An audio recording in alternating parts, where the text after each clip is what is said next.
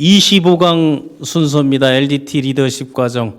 G비즈니스 대학과 LDT 리더십 연구소에서 공동으로 보내드리고 있는 리더들의 삶, 그리고 배우고 행동하며 가르치는 런두 티치 LDT 리더들의 그 삶과 생애, 그리고 그들이 이뤄놨던 성과들을 가지고 우리가 앞으로 조직 생활, 팀 생활 또는 직장 생활, 뭐 자영업자든 상관없습니다. 모든 사람들이 슬기롭게 살아갈 수 있는 그런 리더들의 정신과 노하우들을 배우는 그런 시간입니다.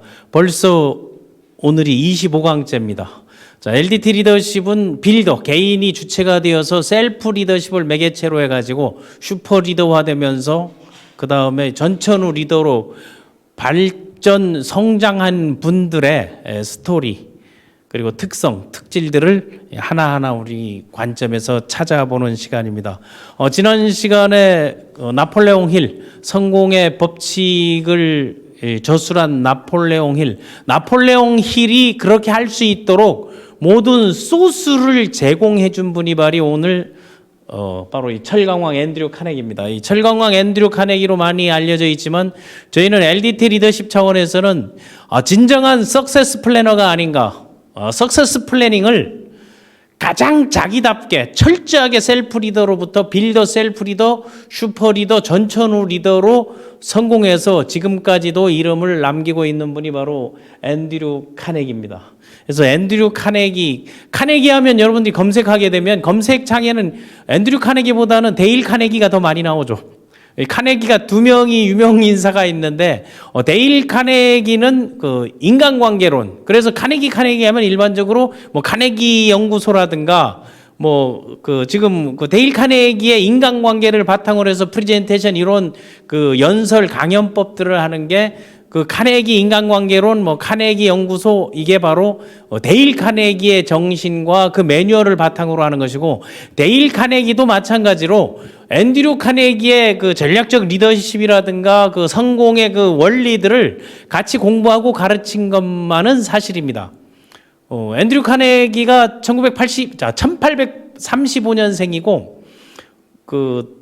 데일 카네기는 1881년이니까 한 50년 선배죠. 50년. 그 50년 선배가 바로 앤드류 카네기입니다. 근데 앤드류 카네기가 지금까지 우리 보유한 그 재산액이나 그 현재 가치로 따졌을 때 억만장자, 옛날에는 억만장자 말보다 다 밀리언에 해가지고 백만장자 얘기를 썼는데, 성공의 법칙에서는 그 백만장자들, 성공한 각 영역의 사람들을 직접 그 성공의 그 원인, 이유, 어떻게 성공했는지를 지난 24강에 했던 나폴레옹 힐이 일일이 찾아가고 인터뷰하고 그런 매뉴얼을 만들어냈는데, 강의를 하거나 프리랜스 글을 쓰는 사람들은 나폴레옹 힐을 롤모델로 사는 거 괜찮습니다. 그런데 이제 빌더로서 어린 때부터 하나하나 스스로의 힘으로 지금의 업적을 쌓은 게 바로 철강왕 앤드류 카네기입니다. 철강왕 앤드류 카네기라고 하지만 소제목을 처음에는 철 모르는 철강왕 앤드류 카네기라고 적었는데, 실질적으로 앤드류 카네기는 철하고는 처음에 아무 상관이 없었죠. 이 철을 모르고 실제로 철 들게 된 게 철든 나이가 20대니까 20대 이제 후반에 이제 제철 관련, 철강 관련 이제 사업을 시작한 건 20대 후반이고, 철의 전문성을 갖고 있는 것도 아닌데, 카네기 과학연구소, 지금의 그 멜론 대학이죠. 카네기 멜론 대학 그 전신이 바로 거기였는데, 거기에서 보다 조금 비밀이라든가 여러 가지 형태에 대한 연구들, 공학적인 것들도 공부하기도 했지만, 본인 스스로는 항상 제철 회사든 철강 회사든 정유 사업도 했었으니까요. 여러 가지 철도 사업도 했었고 할 때 자기보다 훨씬 나은 사람들을 CEO로 앉혔고, 그들을 잘 활용해서 앤드류 카네기의 묘비명에는 자기보다 현명한 사람을 주위에 모으는, 내 주변에 있게 하는 방법을 아는 사람, 여기에 잠들다라고 자기 묘비명에 써놨죠. 그래서 오늘은 앤드류 카네기는 한 3번에 걸쳐서 해야 되는데, 요약하고 이제 생각나는 대로 던지는 거기 때문에 구체적인 것은 여러분 책이나 자료집에서 확인을 해주면 고맙겠습니다. 자, 앤드류 카네기가 이제 생가입니다. 태어난. 이게 생가에 보면 지금은 그 생가박물관에서 앤드류 카네기는 전 세계 박물관들을 영역별로 자연사 박물관 그리고 현존하는 박물관을 지어주는 것도 유명하고 뭐 학교, 교회 그런 것들은 그 삶에서 석세스 플래닝에서 어떻게 됐는가는 이제 잠시 후에 여러분과 이제 함께 하도록 하고 요 생각해 보면 그 1층과 2층에 있는데 이거를 보게 되면 이 커티지라고 이 커티지에서 태어났다고 했잖아요. 이 백만장자와 이 자성가인 앤드류 카네기가 태어났다. 이 1835년 11월 25일 노벰버 25일 날 태어났다고 요 앞에 가면 지금은 이제 생가박물관하고 이제 주변에 공원도 이제 만들어서 이제 기증해 준 거죠. 그 위에 사진을 보게 되면 저게 그 아버지와 아들 사진이 아니고요. 그 앤드류 카네기하고 이 동생 사진이에요. 어린 때 사진이 동생 사진이고 이 큰 사진은 앤드류 카네기 사진이죠. 그 카네기 생가박물관에 보게 되면 스코틀랜드는 덤펌리는 그 에딘버러 지방 에딘버러의 엉겅퀴가 유명하고 아마 브리테니커 그 백과사전 만든 데가 아마 그쪽일 거예요. 그쪽에 있는 한 거리로 따지게 되면 서울에서 저기 하남 정도 거리 요렇게 이제 그 정도 거리에 있는데 지금은 지금 박물관으로 해서 아이들에게 꿈을 심어준다. 그리고 아이들에게 뭐 독서의 마인드라든가 지적 호기심을 준다. 그리고 부의 나눔을 보여준다 하게 되면 여기 한번 그 덤펌린에 한번 여행을 하게 되면 꼭 한번 가보시기 바랍니다. 저쪽 그 2층에 방이고 1층에 보게 되면 그 방직 공장 그 수직 그 실타는 그 기계잖아요. 원래 아버지가 그런 그 간해 방직을 했는데 그 산업혁명이 일어나면서 이런 그 간해 수공업에서 대형화, 기계화, 자동화 이렇게 1차, 2차, 3차 뭐 인터넷 이런 흐름에 쭉 타고 있기 때문에 약간 고지식했고 그 아버지 윌리엄 카네기 같은 경우는 그 가문 자체는 앤드류 카네기 가문이 귀족 가문이에요. 귀족 가문인데 그 사회주의적 진보적인 색채를 갖고 있기 때문에 그런 그 사회의 그 공공의 역할에 대한 강조를 많이 했는데 어릴 때부터 앤드류 카네기는 아빠는 왜 이렇게 가난하게 사는지를 모르겠다는 거예요. 어머니도 마찬가지로 열심히 하루 15, 16시간이라고 어린 때부터 그래. 그 요 작은 방에 살면서도 좋은 생각을 가졌던 게 그 삼촌들이 카네기에게 그 이솝 우화라든가 그리스 신화 아니면 뭐 세익스피어 뭐 사대 비극 이런 그 소설 속 동물에 비유한 이야기들을 굉장히 많이 가르쳐 줬어요. 그래서 그런 가르침을 받다 보니 그 지적 호기심을 삼촌에게서 받고 또 그 삼촌이나 엄마가 약간 메타인지 방식 뭐 록펠러도 그렇고 이 성공한 사람들 특징 보게 되면 뭐 록펠러라든가 아니면 뭐 헨리 포드는 일찍 이제 어머니가 이제 돌아가셨는데 지난 시간에 했던 나폴레옹 힐 같은 경우도 그 새엄마가 그 메타인지 방식으로 교육을 직접 이제 해보고 말하고 발표하고 표현하는 것을 서슴지 않게 했던 것들이 아주 잘 돼 있었나 봐요. 그 사람들이 특징을 보게 되면 그 교육적인 부분에 가보게 되면 메타인지 방식의 교육을 시켰다. 그 유대인들 교육 방식이거든요. 그런 것들을 이제 볼 수 있고 그래서 어린 때부터 뭐 다산정약용 선생도 그렇고 다 그렇지만 그 글을 쓰는 걸 좋아하고 기록하는 걸 뭐 나폴레옹 힐도 그렇고 그러니까 비슷한 유형의 사람들에게 멘토링을 해주고 또 그런 거를 대신 해보라 했던 것들을 많이 했습니다. 그래서 이 생가박물관 생가에서 생가박물관으로 있는데 여러분 기회 있으면 한번 봐보시고 이 우측에 계신 분이 좀 인디안처럼 보이는 게 그 엄마예요. 이게 마가렛이라는 그 엄마인데 그 어머니의 일하는 모습하고 어머니의 그 근면 성실함 그리고 어머니가 약간 근면성실하고 꼬들꼬들한데 자기가 22살에 약속을 했어요. 어머니가 돌아가시기 전에는 제가 절대로 결혼을 하지 않고 어머니를 모시겠다. 그래서 그 약속을 지켰고 상당히 늦게 앤드류 카네기는 그 52살에 결혼을 했습니다. 52살에 결혼을 해가지고 그 딸도 그 60이 다 돼서 외동딸 하나가 있었는데 그 외동딸 이름도 이름을 엄마 이름 마가렛을 붙여가지고 지을 정도로 어머니에 대한 그런 그 사랑과 그 어머니의 노고와 헌신에 대한 그런 것들이 이제 컸습니다. 지금 여기가 그 스코틀랜드 덤펌린 그 피텐그리프 공원인데, 피텐그리프 공원이, 이 공원이 은퇴를 하고 난 다음에 자기 고향에 들어와서 이 저 공원 끝에 보게 되면 앤드류 카네기 이제 동상이 있고 공원을 지어서 시에다가 이걸 기부해 줬습니다. 그러니까 공원을 짓는 거 아니면은 뭐 박물관을 짓는 거, 교회를 짓는 거, 학교를 짓는 거, 이런 나눔, 교육적인 나눔이나 환경을 만들어 주는데 지대한 공헌을 해서 기부왕이, 철강왕보다는 기부왕이라고 말할 수 있고, 또 철강이 그때 철강으로 인해서 크게 성장을 했습니다만은 철강으로 해서 더 크게 된 거는 US 스틸이라고 결국은 카네기 철강 회사를 팔았죠. 그 판 게 지금의 그 소위 말하는 그 JP 모간, 피어몬트 존 모간에게 그 당시 엄청난 금액으로 팔았는데, 그 철강 회사의 사업에 완전히 손을 뗀다 해서 그때 팔았던 금액이 4억 8,500만 달러. 4억 8,500만 달러면 지금의 환제 가치로 보게 되면 500조 가까이 되는 거거든요.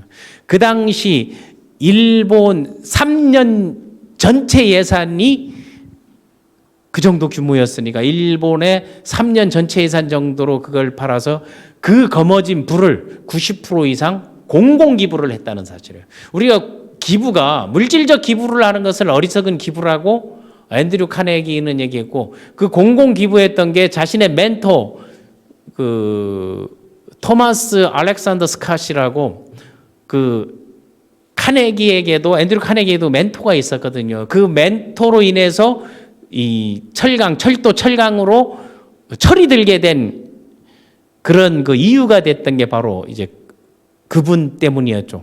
그분이 그 영향을 많이 받고, 그 다음에 그 전체적인 그 비즈니스 흐름에 있어서 그 사회적 공공성, 그리고 뭐 독서 토론, 그래서 지금의 독서 토론을 하는 집단이라든가 학습하는 집단들을 내가 상당히 높이 평가하는 게, 배운 건 별로 없습니다. 배운 게 그 학교, 공공학교를 다녔던 건 앤드류 카네기는 4년 다닌 게 전부예요. 초등학교 4학년 때 여기에서 이 덤펌린에서 펜실바니아로 그 힘들어가 가지고 돈 벌려고 미국으로 대서양을 건넜단 말이에요. 가족이. 그러니까 12살에까지 학교 다닌 게 전부고, 그 다음부터는 그 펜실바니아 피츠버그 거기에도 이제 슬럼가에서 살면서 학교를 배운 게 아니고 일종의 이제 공공도서관에서 책을, 독서를 통해서 그 독서에 호기심을 갖게 해준 게 바로 삼촌이죠. 그 삼촌이 그런 영향을 주니까 지적 호기심, 그리고 그 당시에 그 유명했던 뭐 시인이나 이런 그 현장에서 답사하는 분들의 이야기들을 듣고 기록 관리하면서 틈만 날 때마다 자기 혼자 독학을 했다는 사실이에요. 그 독학을 하면서 상당히 그게 빨랐었던 거죠. 그리고 그 토마스 스캇하고 이제 약속했던 게, 자기는 내가 성공을 하게 되면은 젊은 아이들, 어린 아이들, 가난한 아이들에게 실질적인 도움, 성공할 수 있는 그런 시스템적인 도움을 주겠다. 내처럼 공부할 수 있는 환경을 만들겠다고 그 약속을 앤드류 카네기는 다 지켰습니다.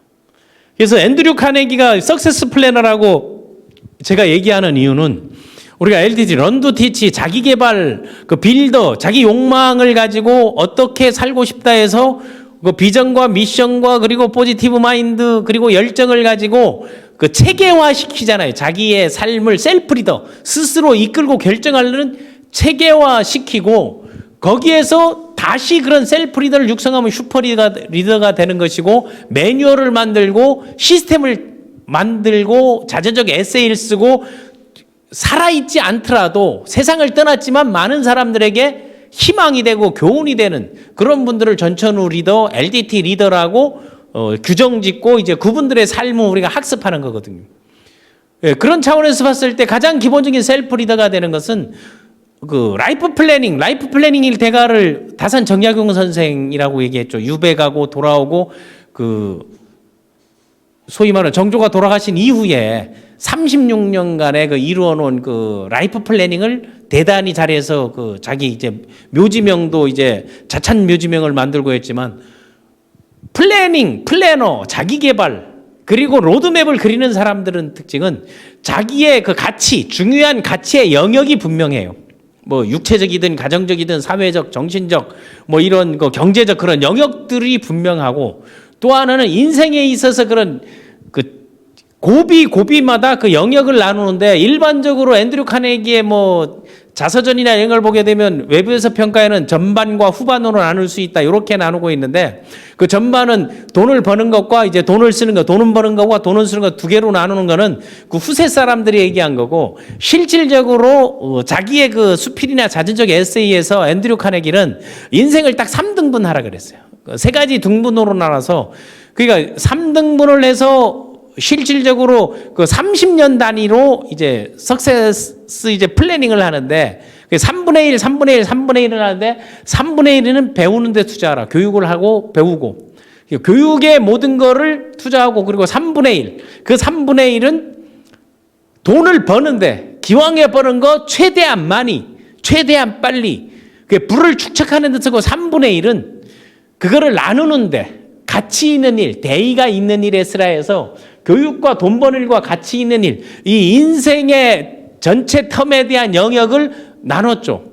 그래서 혼자 독학하는 것도 학습하는 것도 배우는 건데 다른 사람들에게 교육의 기회를 제공하기 위해서 종합대학 12개, 단과대학 12개 그리고 단과대학에서는 지금 우리가 하는 창업보육센터를 만들어가지고 거의 200개 가까운 회사들을 창업해서 만들어 나갈 수 있게끔 환경을 시스템을 이런 것들을 제공해 준 게 바로 앤드류 카네기 때문에 석세스 플래너다 하는 게. 그리고 석세스 플래너들이 특징이 그 자기의 그 가치 영역도 있지만은 그 뭐 10대, 20대, 30대로 나눈 거. 그러니까 지금의 좋은 사람들이 성공한 사람들이 성공의 로드맵, 성공의 이유, 자기발 과정들을 보게 되면 그 원조가 누구다? 바로 앤드류 카네기라는 거예요. 그래서 자기가 하던 거를 나도 하지만 너도 해봐, 너도 해봐. 그리고 정말 네가 성공학을 알고 싶으면 내가 성공한 사람들 소개는 시켜줄게. 그리고 인맥 관리의 달인이에요.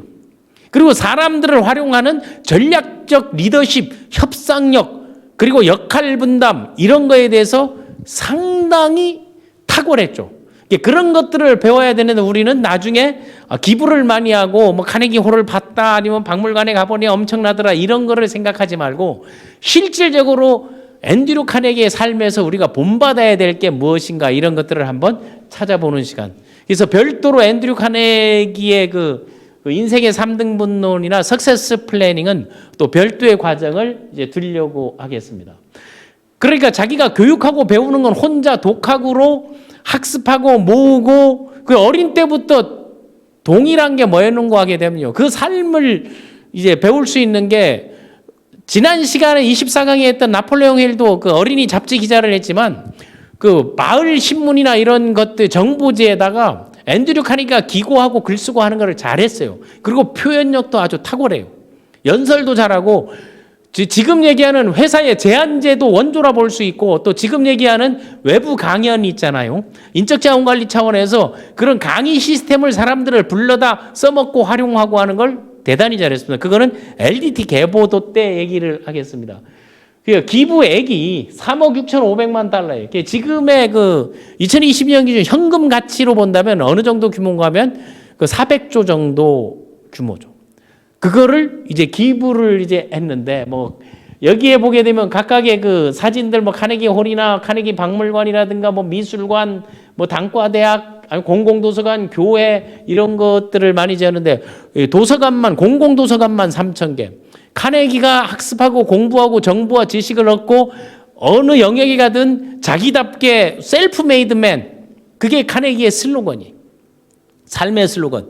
스스로 만든 사람 나는 내일은 내가 한다 내일은 내가 알아 한다 그런 의사결정 마음가짐이라든가 성공 철학에 나온 그 대부분이 앤드류 카네기의 그런 사상이 많이 가미돼 있다고 보시면 여러분 되겠습니다. 그래서 공공도서관 3,000개를 미국에만 지은 게 아니고 뭐 영국 또 뭐 뉴질랜드 호주 해외에도 이런 거를 지어줬고 그 교회 상당히 신앙심이 탁월하고 뭐 어머니에게도 이제 그런 걸 많이 배워서 근검 전략을 했고 검소했고 호기심이 많았고 또 하나 중요한 거는 앤드류 카네기가 사람을 보는 눈이 탁월했다. 리더십을 학습하는 게 제가 항상 강조하지만 사람 보는 눈을 키우는 건데 거기에다가 우리가 본받아야 될 앤드류 카네기의 마인드는 자존감입니다.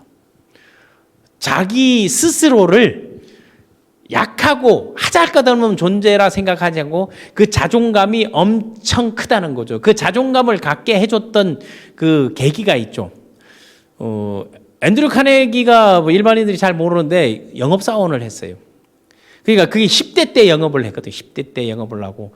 그 철도회사 들어가면서 이제 많이 18살 때 펜실바니아 철도회사에 들어가게 돼 있는데 그전에는 우편 배달로 또 했고 그 포스트맨 이걸 했죠. 예, 그런 것도 했고 또 식탁포 판매 영업을 하고 집집마다 그게 겸했던 거예요. 항상 한 가지를 했던 게 할 수 있는 것들을 많이 했는 게 집집마다 가정에마다 이름 나오잖아요. 그리고 우편을 배달하게 되니까 다른 사람하고 틀린 게 딱 지도를 그려놓고 자기가 가는 우편 배달로 주소와 집주인이 뭐 하는 거를 다 파악하고 암기를 해버리는 거예요. 그리고 거기 들어가서 이 좋은 것 보게 되면 괜찮다 하면서 자기가 이제 식탁포는 아버지가 만들고 어머니는 그 식탁포 바느질을 했고 바느질 하다 보니까 구두 수성공을 하게 된 게 이제 구두 바느질까지 바늘을 쓸 수 있는 거는 거의 다 했다고 보면 됩니다.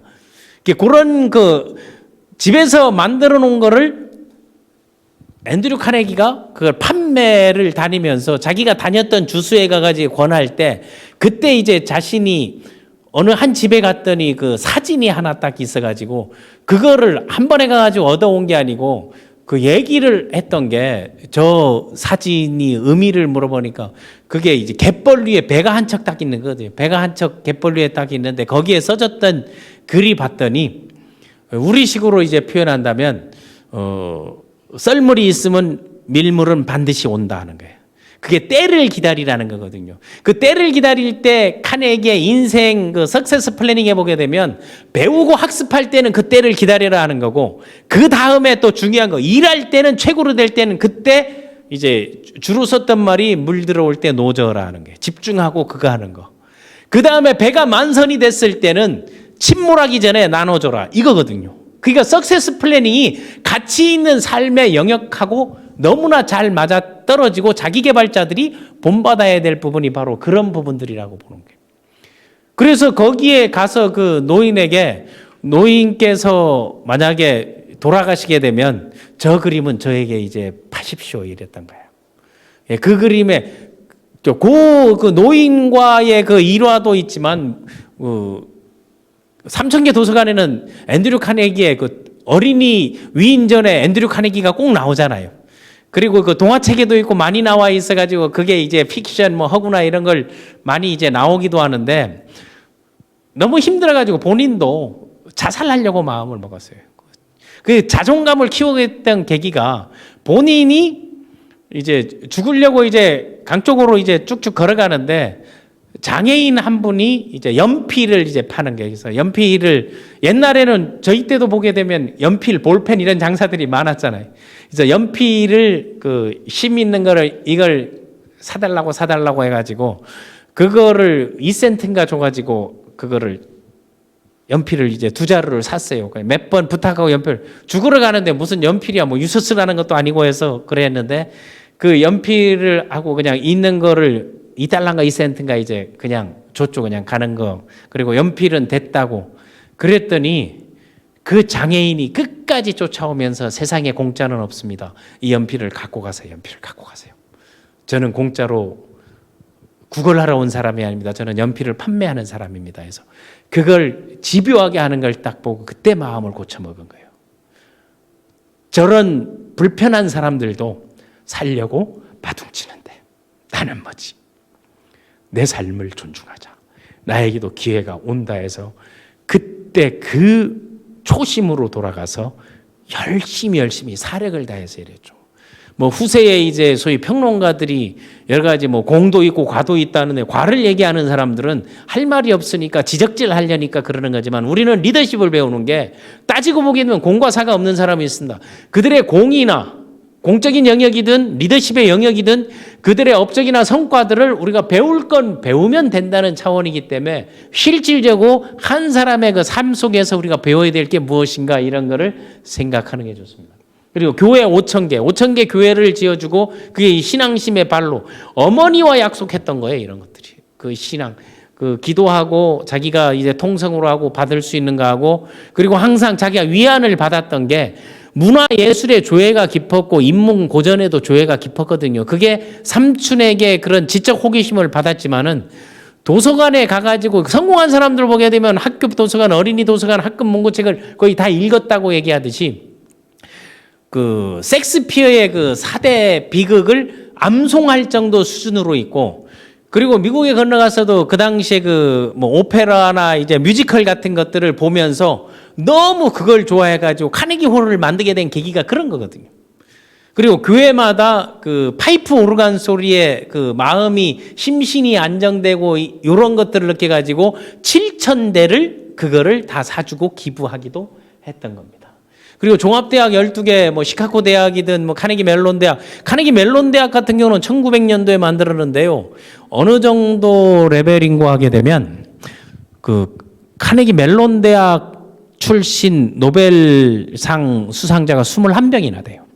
예, 그만큼 명문이고 또 단과대학을 만들고 창업보육센터 해가지고 산학연 연대하는 것들을 잘했고 뭐 박물관을 또 지어서 이제 자연사 박물관 또 기존에 있는 것들을 만들기도 하고 미술관 뭐 홀, 카네기 홀 이런 것들을 두루두루 그래서 그 우리나라 공연하는 사람들은 그 맨하탄에 가게 되면 카네기 홀이거든요. 저기 그 맨하탄 사진인데 저도 직접 가봤습니다만은 카네기 홀에서 이제 공연하고 강연하는 거 한국에서는 가수 조용필 선생이 아마 거기서 그 불렀던 노래가 니미어 리드미오 내가 리드미오 그 노래를 아마 카네기 홀에서 불렀던 그런 이제 생각이 납니다.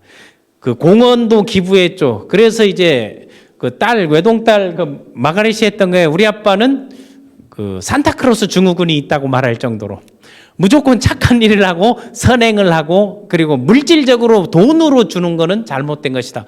그들을 더 힘들게 한다. 이 도서관을 3,000개 지을 때 뭐 4,000개, 뭐 2,500개, 2,007개가 하니까 토탈 어바웃 해보니까 평균 한 3,000개 정도 되더라고요. 전 세계.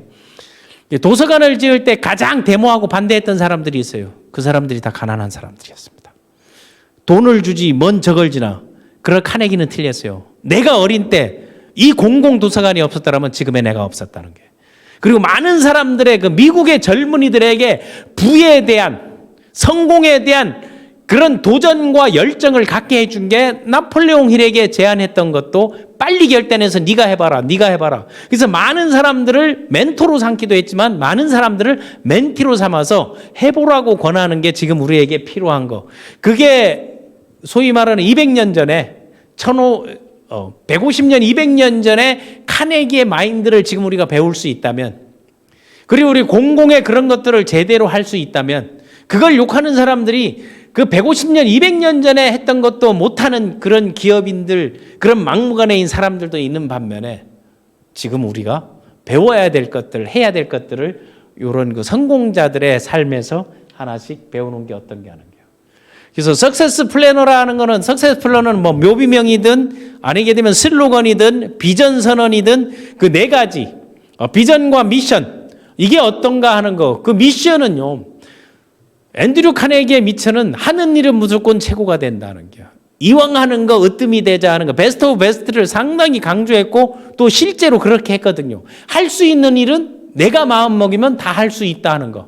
우리가 지금 이 시대를 살아가면서 성공자들의 성공 특질 그런 노하우들을 배워서 난 지금도 늦지 않았다는 게. 지금도 그렇게 해도 그 당시의 금액을 못 따라가고 있는 실정인데 그런 마인드들을 배워야 된다는 게. 스스로 이 셀프메이드맨이라고 이걸 했는데 이 말을 가장 스스로 만든 거를 하는 게 그 미국의 그 건국기념하고 그 1달러에 나오는 벤자민 플랭클린이 이걸 가장 잘 실현했고 그 당시 부통령을 했었나요? 그 헨리 클레이라고. 헨리 클레이는 상당히 많아요. 헨리 클레이 프릭도 있고 하는데 헨리 클레이가 이런 것들을 이제 많이 떠들고 주장하고 스스로 이제 만든 사람들 뭐 정치권에도 많이 쓰고는데 앤드류 카네기가 얘기하는 건 성공이라는 것은 외부 조건을 이용한 것이 아니다. 외부 조건을 이용한 것이 아니라 나 스스로 만들어가는 거다. 그러니까 낙하산을 타거나 얼떨결에 때를 잘 만나서 하는 거, 때도 중요하지만 그때 내가 어디에 위치하느냐. 그러니까 타이밍과 위치 선정, 그리고 소위 말하는 사람의 성격을 파악하는 거. 그 세 번째, 그 성공하는 사람들의 특징이 앤드류 카네기가 얘기했던, 그리고 앤드류 카네기가 지켰던 것들을 딱 뽑아보기에는 첫 번째는 타이밍이다. 앞으로 이런 시기가 온다. 내가 움직일 때는 반드시 이거를 최고로 으뜸으로 만들겠다는 거하고, 그때 내가 어디에 있는가 포지셔닝이거든요. 언제 어디에 내가 위치해 있는가. 그 다음에 그 사람의 성격을 파악하고 원하는 게 무엇인지 니즈와 원칙을 파악하고, 그 네 번째가 그 지렛대 원리. 그게 지렛대 원리가 이제 나중에 호일러의 법칙까지 가게 되는 게 능력 있는 사람들을 활용하는 거. 그게 인간 관리에서 이제 전략적 리더십이거든요. 나는 그 앤드류 카네기의 그 전략적 리더십을 우리가 본받아야 된다는 거. 그리고 다섯 번째는 집중하라는 게. 그래서 타이밍을 잡는 거, 포지셔닝 하는 거, 사람의 성격을 파악하는 거, 능력 있는 사람을 활용하는 거, 집중하는 이 다섯 가지가 부자가 된 사람들의 공통점이거든요. 그 공통점 중에 이 다섯 가지를 퍼펙트하게 자기화하고 그렇게 했던 게 바로 앤드류 카네기라고 생각합니다. 그래서 셀프 메이드 맨이라는 말을 그대로 입증시켰고 가장 자주 썼던 말이 나는 할 수 있어 하는 거죠. 난 내가 만들 수 있다고. 그런 것들을 또 항상 다른 사람들을 이제 존중하고 활용하는 것들, 지렛대 원리를 잘 썼다는 겁니다. 다음에 그 좌우명, 이게 생활신조 좌우명이라고 할 수 있는 게 바로 이게 썰물이 지나면 밀물이 온다 하는 게, 밀물이 있으면 반드시 썰물이 있으면 물이 빠지면 물이 들어온다. 그때 나는 뭐 하겠다? I will go out to the sea. 그때 바다로 나가겠다. 그리고 물 들어올 때 노젓고 만선일 때 나누고 하는 것들을 그대로 했던 생활신조.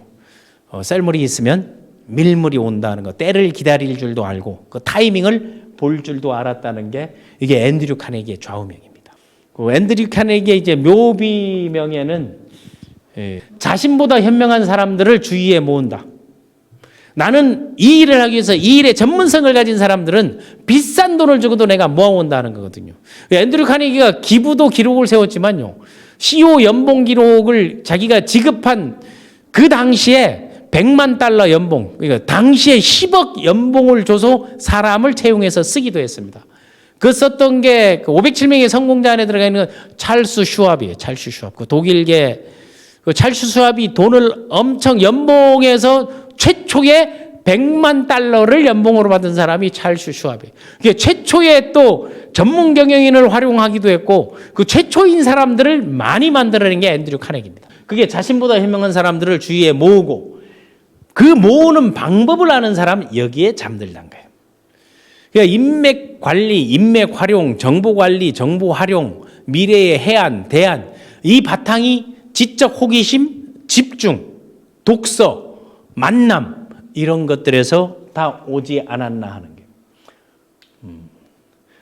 다음 앤드류 카네기의 그 가족 관계를 보게 되면 가족 관계들이 그 장남으로 태어났거든요. 어머니 아버지. 어머니 아버지 원래 가문이 그 윌리엄 카네기 가문은 약간 그 귀족 가문인데 그 진보적인 형태를 띄어가지고 옳은 소리만 골라서 하고 이 고집불통이잖아요. 아버지가 윌리엄 카네기가 그랬어요. 어머니는 열심히 일하면서 군소리를 안 하면서도 우리도 이제 미국으로 아메리칸 드림을 계속 강조했는데 뭐 산업혁명이 일어나고 방직 수공업들이 그 직조 공장들이 다 망하게 되니까 그때 펜실바니아로 이제 떠나게 된 거예요. 그래서 그 요게 젊은 시절에 이제 카네기 모습이고 저쪽 그 앞에도 얘기했지만 그거는 동생하고 찍은 거고 그 옆에 있는 그 루이스 휘트필드 카네기는 52살에 이제 결혼한 그 어머니가 이제 그 요 일화도 있는데 그 결혼 전에 자기 고향에 같이 데리고 가자 하니 어머니가 반대해서 데리고 가질 못했어요. 왜냐하면 아직 결혼식도 안 했는데 어떻게 내가 딸을 둔 어머니라도 그건 내가 허가하지 않는다. 그거 데려가는 건 안 된다 해서 둘이만 몰래 약혼식을 하기도 한 거는 사실입니다. 그래서 루이스하고 결혼하고 그 외동딸 하나가 난 게 1897년도에 났으니까 62살인가 이제 난 거죠. 62에 난 게 마가렛 캐머린 카네기라고 할머니의 이름자를 따서 이제 마가렛으로 하니까 얼굴은 이제 되게 이쁘죠. 그래서 은퇴 후에도 끊임적인 기부하는 방법 3가지. 그냥 돈으로 물려준다, 아니면 뭐 재단을 만든다, 재단을 만들어서 이용한다 하는데, 무슨 영향을 주는 거면 자선 사업 단체가 지금 미국에만 보게 되면 거의 10만 개 가까이 되거든요.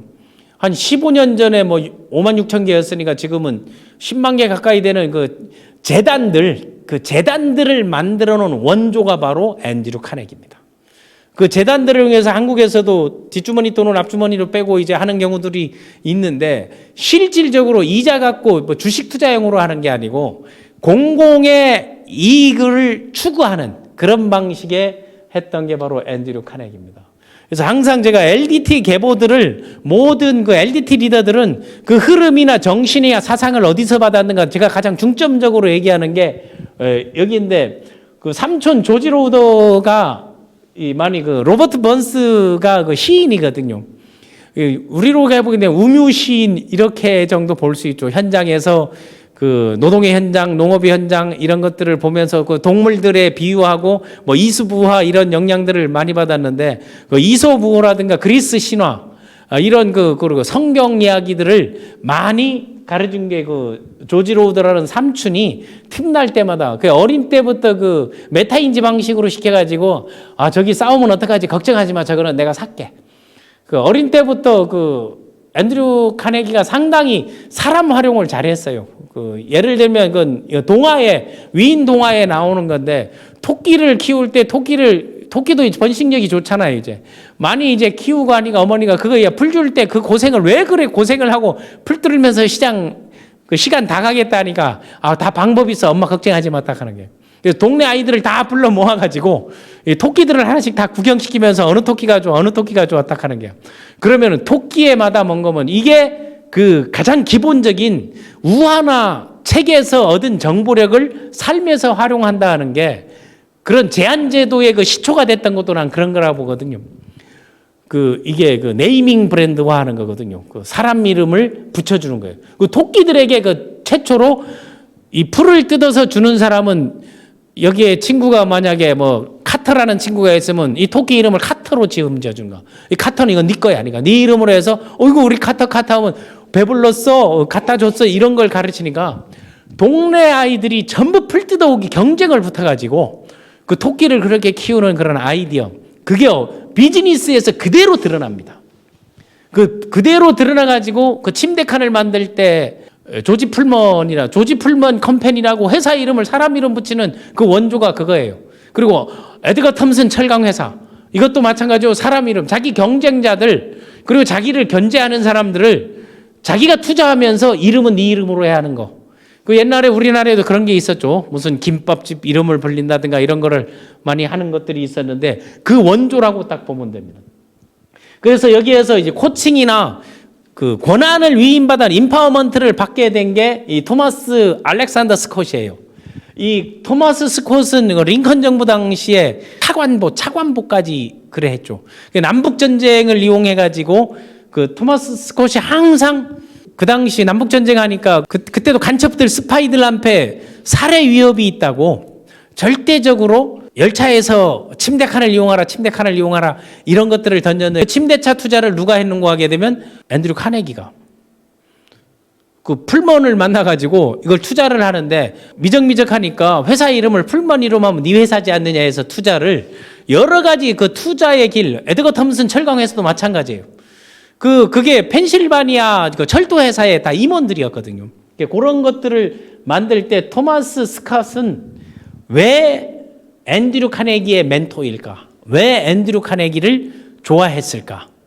여기에서 소위 말해 인맥 관리, 향후의 원리가 저는 보는 게, 이건 뭐 향후의 원리다. 이 토마스 스캇이 자기 지역의 펜실바니아 철도 회사에서 지역장을 할 때 가장 철도에서 많이 보내야 되는 게 뭔가 하면은 전신이에요, 전신.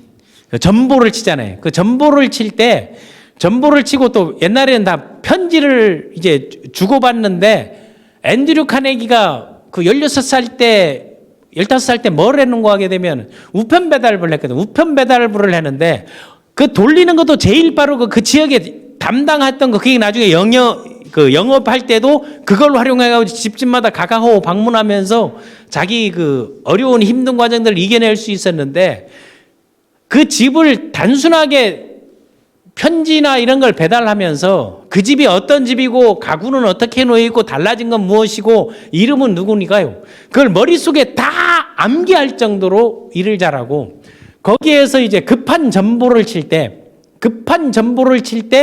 그 전보를 배달해서 전보를 가장 많이 받았던 사람들이 소위 말하는 전신국 철도잖아요.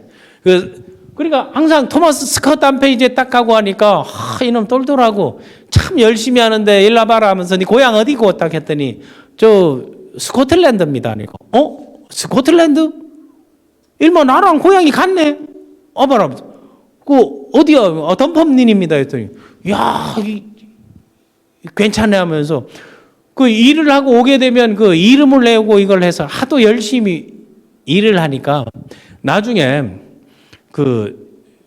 앤드류 카네기가 우편 배달을 해서 보니까 그 전신 담당은 그때 앤드류 카네기가 아마 9살 때가 그 모르스 혹시 여러분 들어보셨나요? 모르스 부호라고 이게 하는 게 우리 하면 돈돈 모르스 부호거든요. 이게 이 통신 날리는 거 그 당시 그거 나왔는데 그 전신 치는 걸 보면서 우편 배달을 다 하고 들어오게 되면 시간이 남아가지고 옆에서 그 모르스 부호를 다 공책에 써가지고 암기를 다 한 거예요.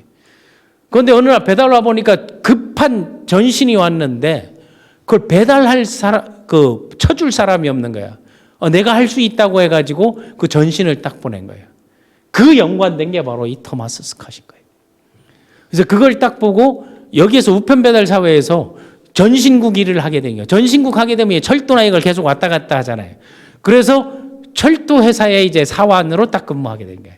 그 전에 처음 할 때는 화차 불 짓는 거 방직 공장에 이제 불 였는 거 우편 배달부에서 전신에서 철도회사 이제 직원으로 딱 하는 철도회사에서 문제가 딱 생긴 거예요. 그 문제가 생겨놓은 게 철도가 오다가 이제 사고 나가지고 다 연락을 해야 되네. 정보 통신 연락할 길이 없는 건데 그거를 자기가 갖고 있는 정보 기술 이거를 가지고 여기가 현장에 나가지고 아무도 다 발을 뺄 때 그 문제를 딱 하니까 이 토마스 스캇이 이 아이는 진짜 쓸만하다 해가지고 거기에서 자기 비서로 그 직원 사원에서 자기 특별 비서로 채용을 해서 하나하나 가르쳐줘요. 같이 학습하고 할 때 네가 크면 뭐 될래 어떻게 할래 그 멘토링 코칭을 해준 게 바로 토마스 스캇입니다.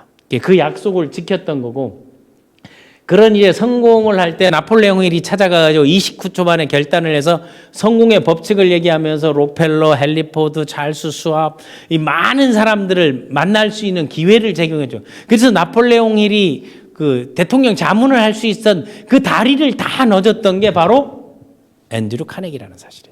그래서 앤드류 카네기의 그 성공의 법칙 롤모델을 가지고 앤드류 카네기를 따라하게 된 게 따라쟁이들이 뭔가 하게 되면 바로 1902년도에 은퇴하자마자 카네기 재단을 이제 설립합니다. 앤드류 카네기 재단을 딱 설립한데 그거 이제 11년 후에 록펠러는 앤드류 카네기보다 4살 후배거든요.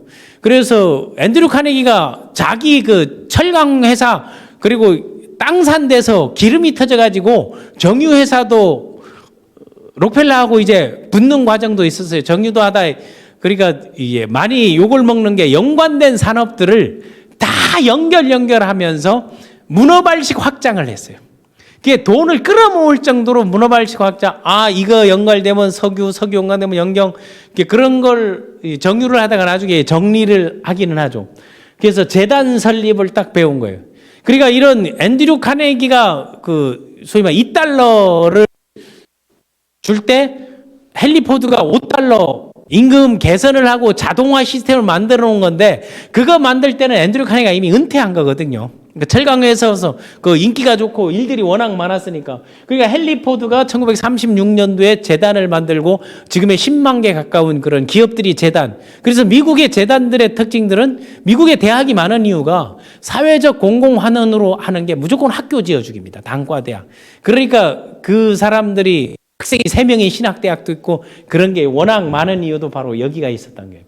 그러면서 자신이 회사를 운영하면서도 그 자기에게 그 영향을 준 게 그 자본주의를 사는 사회주의자라는 평가가 있었거든요. 그리고 평화재단도 만들었고 평화주의자라고 얘기했던 것들도 그 앤드류 카네기가 1898년도에 필리핀에 독립자금을 대준 것도 앤드류 카네기. 그러니까 평화 이제 반전주의자 이런 것들 역할을 많이 하면서 그러면 사회적 진화론자 하게 되면 이제 말하는 그 허버트 스펜서를 들 수 있는데 사회 진화론이라는 책을 쓴 사람이고 이제 사회 심리 이걸 하는데 그 사람들의 책을 읽으면서 그거는 그 부의 이제 독점적 이제 자본주의 비난을 받았던 것들을 전부 이런 것들을 내려놓고 나눠주는 것들을 해줘. 그리고 우리가 이제 유명한 그 톰 소예의 모험이라는 쓰는 마크 트웨인 명언들을 많이 남긴 사람들이죠. 그 사람들의 그 내용들을 들으면서 실질적으로 자기 회사에 초청해가지고 강연을 시키고 상당히 많은 강연료를 제공해주기도 했습니다. 그래서 그 마크 트웨인이나 아니면은 뭐 하버트 스펜서 회사 다닐 때 찰스 수업도 마찬가지예요. 사람들을 불러가지고 우리가 식으로 하면 한마음 전진 대회 이런 것들을 카네기가 상당히 잘 열었습니다. 잘 열고 그런 필요한 사람들을 적재적소에 하다 보니까 나중에 나폴레옹 힐에게서 그런 거를 시스템을 만들어 보라고 얘기했던 게 바로 이게 LDT 계보도입니다. 그래서 나폴레옹 힐에게서 배웠던 뭐 제켄필드라는 마크 한산 지난 시간에도 얘기했지만 그 치킨 수프 마음을 연 101가지 이야기를 썼던 사람 거기에 강의 들어왔던 빌 게이츠 그리고 빌 게이츠가 하면 나도 한다고 또 그 꿈을 이뤄가지고 미국의 캘리포니아로 가가지고 맥도날드 동경지사장을 만나고 난 다음 아버지가 그 간경화로 고생하는데 자기는 약속하고 돌아오게 돼서 미국으로 갔던 게 지금의 마이크로소프트 뱅크의 마사요시 손 아니에요. 손정희. 제1기포 3세.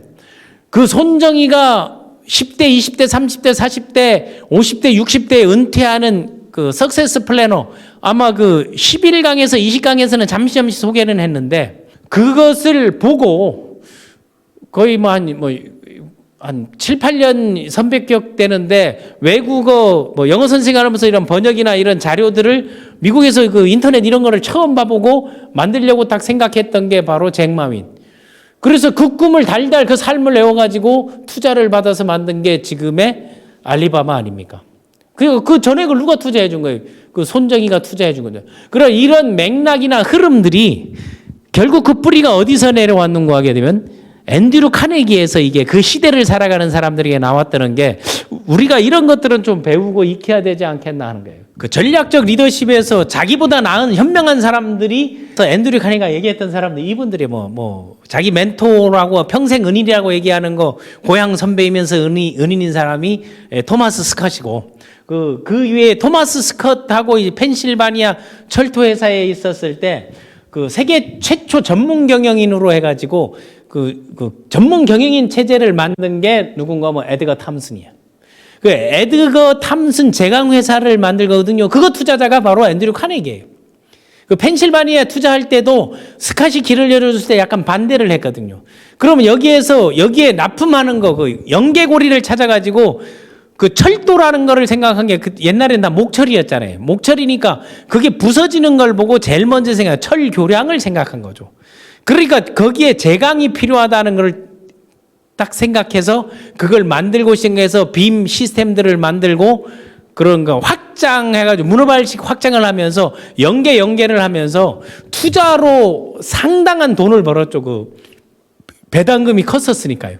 에드거 탐슨 제강회사라고 이 회사 투자하고 회사 이름을 에드거 탐슨 제강회사로 만들면 되지 않나 해가지고 이게 토끼의 이름을 그 풀 주는 아이들 이름을 하듯이 마찬가지로 에드거 탐슨 그 유명한 그 세계 최초의 그 엔지니어 중에 수석 엔지니어라는 것들을 붙였고 그 횡단철도 만드는데 상당히 일조를 했거든요. 그 기술적 역량하고 상당히 그 분석적 디스크에서 그 캘클러스한 부분이 상당히 탁월했고 데이터가 중요하고 그런 혁신적 모델들을 만들었습니다. 그런 모델들 만든 걸 나중에 헨리 포드가 자동화 시스템에서 그 3S 운동하는데 다 그런 소스가 됐던 것들도 그 회사의 경영혁신 방식에 대해서 잘했고, 다음에 그 토마스 스캇은 투자의 규제, 베팅의 기자 이런 것들을 하면서 그런 정보나 활용도를 잘했단 말이에요.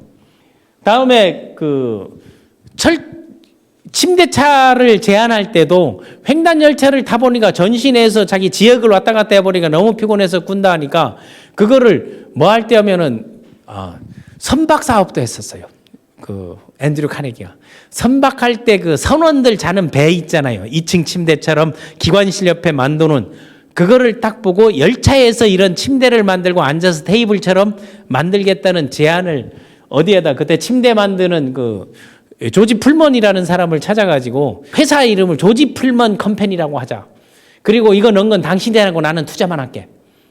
그런 권한들을 딱 위임해가지고 만들었던 게 그 최초의 저기에 제일 먼저 시승한 사람이 바로 아브라함 링컨이에요. 그렇게 스캇이 위험하니까 열차 타고 다니고 뭐하고 이래 침대 칸 타고 이래 안 왔는데 죽고 난 다음 관을 이동할 때 요 침대 칸으로 이동했다는 그런 야사가 있습니다. 그래서 타라고 할 때 죽어서 처음으로 시승한 사람이 됐다는 그거에서 그 풀먼 컴퍼니가 풀먼 카 컴퍼니 해가지고 침대차의 원조가 그거였고, 여기 헨리 클레이 프릭이라는 사람이 그 어두운 부분이라고 홈스테드 철강 회사가 이제 총파업을 하거든요. 노동자들 총파업을 할 때 그때 주 방위군들을 불러가지고 10명인가 이래 그래 총으로 이제 쏴 죽이는 일이 생겼어요. 근데 그때 회장이 바로 이제 헨리 클레이 프릭이거든요. 이 헨리 클레이 프릭이 여기는 이제 투자도 잘하고 이제 보는 이제 성구안도 좋고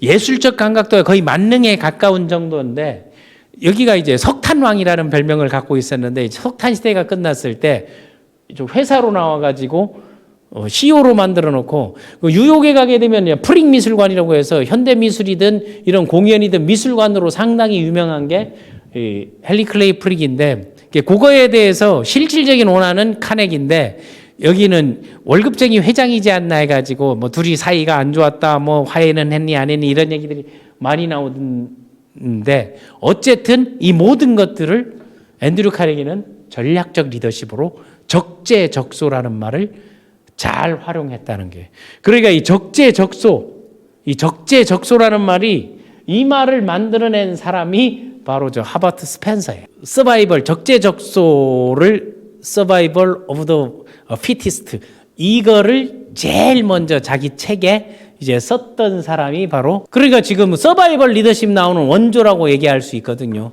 그 허버트 스펜서가 얘기했던 거를 앤드류 카네기가 적재적소에 사람들을 배치하고 임금도 과감하게 주고 이런 데는 제대로 능력이 있으면 제대로 능력급을 주고 이런 것들을 이제 잘했던 게 바로 전략적 리더십이라고 볼 수 있습니다. 그리고 드디어 1901년도에 요 지금 있는 US 스틸, 그 US 스틸을 가장 최대, 그러니까 여기가 이제 가장 큰 이거 존 피어먼트 모건, 지금 우리가 말하는 JP 모건 투자사의 이 회사를 팔았는데 그 회사의 자본금이 세계 최초의 10억 달러.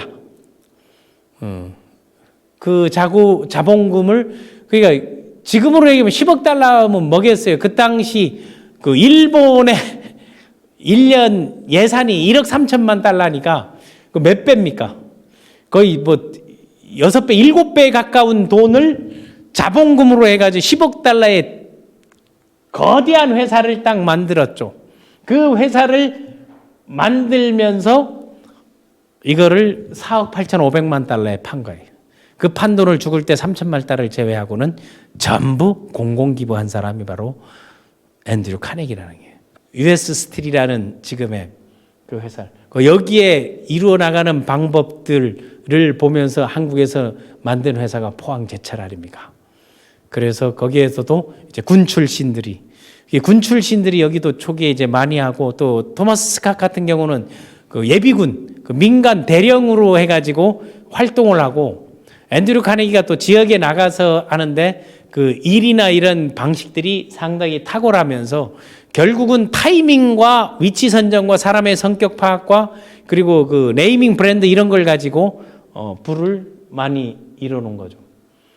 LDT 리더로 이제 선정하는 거는 직접 학교를 만들든지 아니면은 자전적 에세이, 책도 8권이나 쓰고 수필집, 시집, 일찍부터 이런 글재주나 이런 것들이 앤드류 카네기가 아주 탁월했습니다.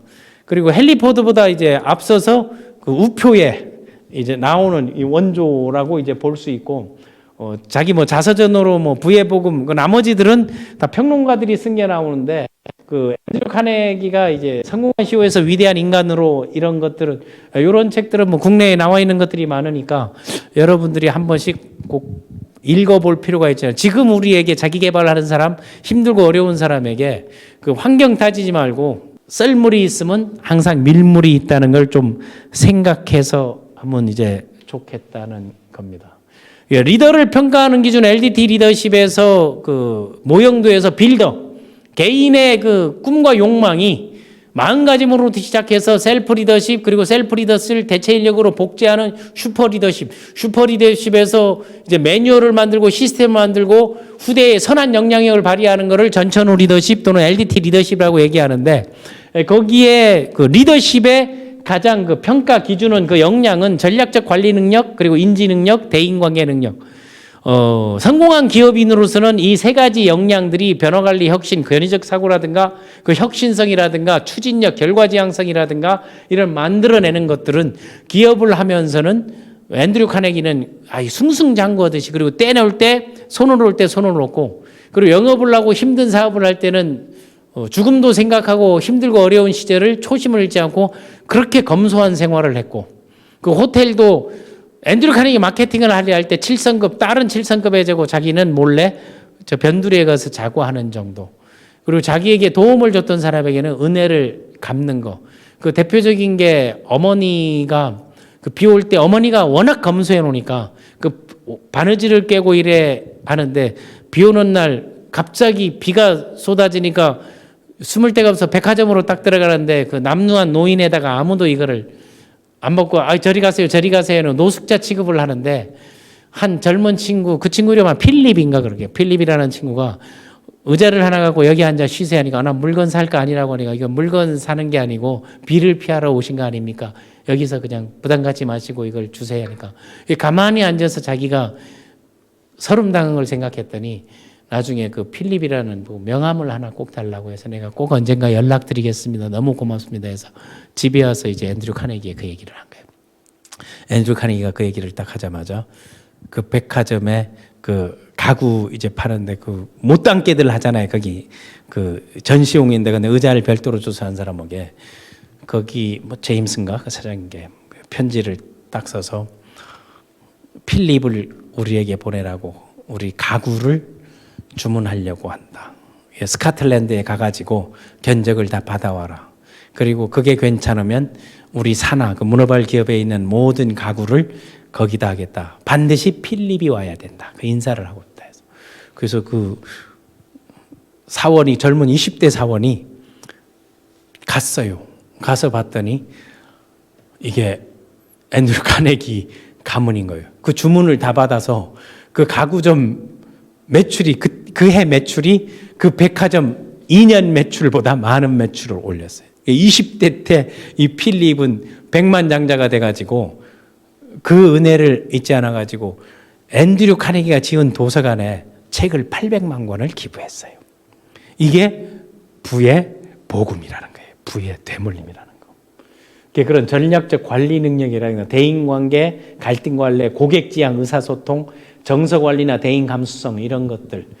이런 거 세 가지, 관리 능력, 인지 능력, 대인관계. 그래서 이 대인관계 하나를 가지고 인간관계론으로 뭐 책을 써서 우리에게 알려진 게 바로 데일 카네기입니다. 그 데일 카네기는 그 선생 출신이거든요. 그래서 YMCA에서 사람들 모아놓고 인간관계가 중요하다. 그 인간관계 중요한 논들을 설파하면서 오히려 검색에는 책에는 더 유명한 게 데일 카네기. 거기는 카네기 연구소는 앤드류 카네기 연구소가 아니라 데일 카네기의 그런 표현 방법이라든가 이런 겁니다. 자, 앤드류 카네기는 뭐 해도 이제 끝이 없는데 요거는 자료나 책이나 아니면 블로그에 자료들은 다 올려놓을 테니까 이제 그걸 보시면서 우리가 이 어렵고 힘든 시기에 여러분 움츠리지 말고 물들어 올리는 분들은 노를 저으시고 지금 썰물리에 갯벌에 우뚝 선 배라고 생각한다면 반드시 배 띄울 날이 있다.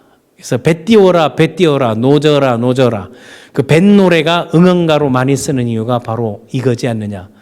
삼천리 강산에 LDT가 최고로구나. 우리 함께 힘을 모아 배 띄워보세. 배 띄워라 배 띄워라 노지어라 노져라. 이런 흐름들 따라서 우리가 한번 힘나는 여러분 2022년 되시기 바라면서 LDT 리더십 연구소의 쌤이었습니다.